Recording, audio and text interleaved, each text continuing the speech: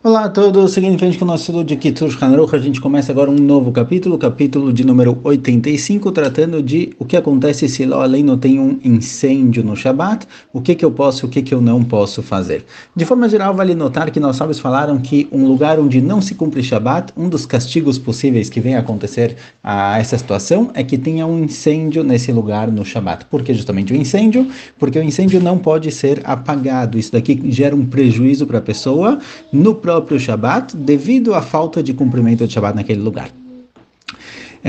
Por que não pode apagar o incêndio? Porque, como a gente sabe, do mesmo jeito que é proibido acender fogo no Shabat, é proibido apagar fogo no Shabat. Consequentemente, se lá além não tem um incêndio, é proibido apagar esse fogo. A gente vai ver situações como fazer exatamente quando acontece algo do tipo, e etc. Porém, deve-se notar aqui, que como vai aparecer na última alahá desse capítulo, que quando existe um perigo de vida devido ao incêndio, não tem problema apagar o fogo. Então, se começa a pegar o fogo lá além numa casa, num prédio ou algo do tipo, não tem problema apagar esse fogo, não tem problema chamar os bombeiros ou algo do tipo, no caso em que tenha um perigo de vida para as pessoas que se encontram lá. Então, hoje em dia, principalmente, que a gente tem muitas vezes tubulação de gás ou bujão de gás nas regiões habitadas, onde tem casas e prédios, etc., sempre existe um risco de vida quando começa um incêndio, porque se o incêndio se propagar a ponto de chegar próximo ao gás, isso daqui pode explodir, causar muito mais destruição e, obviamente, morte. Então, nesses casos, não teria problema de apagar o incêndio. Mas, se for um incêndio em um lugar longe de outras casas, longe de outros lugares, onde não existe o risco desse fogo se propagar e gerar algum risco de vida, não pode ser apagado. Então fala pra gente o que acontece nessa situação. Fala na Alahá Aleph. Im chaz v'shalom nafad leka b'shabat. Caso, lo além, no caso, chaz v'shalom tenha um incêndio no Shabat, chashur abotem zichron v'racha, ki bal habayit v'nei veito asher sham adeleka, im itasku be'atzala vehem anichpazim be'olim alomonam, שמתוך כך ישכחו שהיום שבת ויכבו את הדלקה. Nossos sábios viram que, além de, obviamente, não poder apagar o fogo, existe o risco, se você liberar para a pessoa, olha, tira tudo da casa, salva tudo que você tem lá. Se a pessoa estiver ocupado demais em salvar as posses dele, tentando tirar o máximo possível para evitar com que isso queime juntamente com o resto do incêndio, existe o risco da pessoa esquecer que esse dia é Shabat e vai acabar apagando o fogo.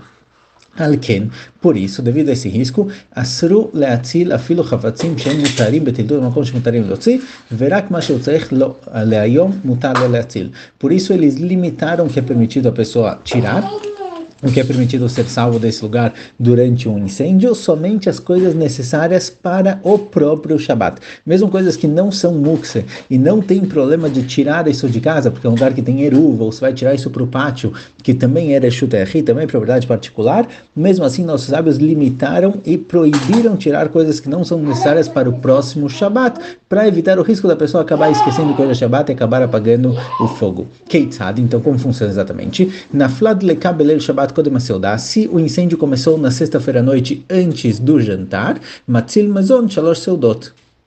Araui ladam, araui labehema.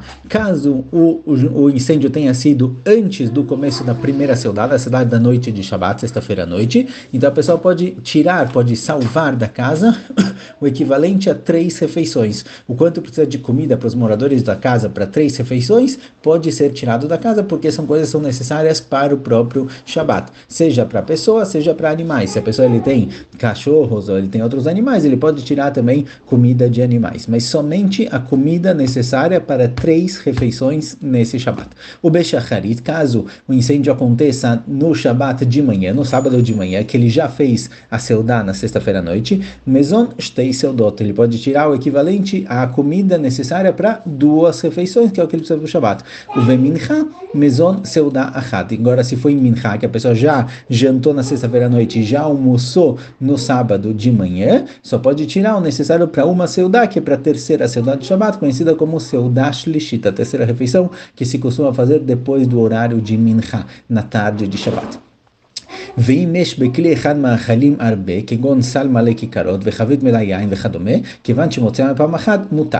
Agora, quando é dito que pode tirar o necessário para uma seudá só, para uma refeição só, isso não significa que as pessoas têm que entrar na casa, cada um faz o seu prato e tira a comida. Não, você pode calcular mais ou menos o quanto é necessário. E quando acontece que, por exemplo, a pessoa tem uma caixa de comida, tem uma caixa cheia de comida, ele tem na despensa, por exemplo, uma caixa com 10 pacotes de pão.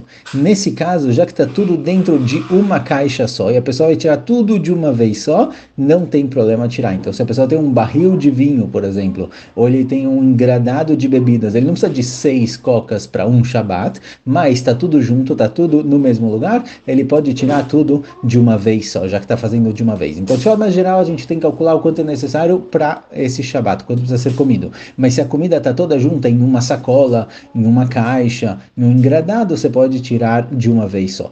וכן אם פרס סדין וכדומה וקיבץ בו כל מה שיכול להוציא ממאכלים ומשקאות ומוצא פעם אחת, מותר.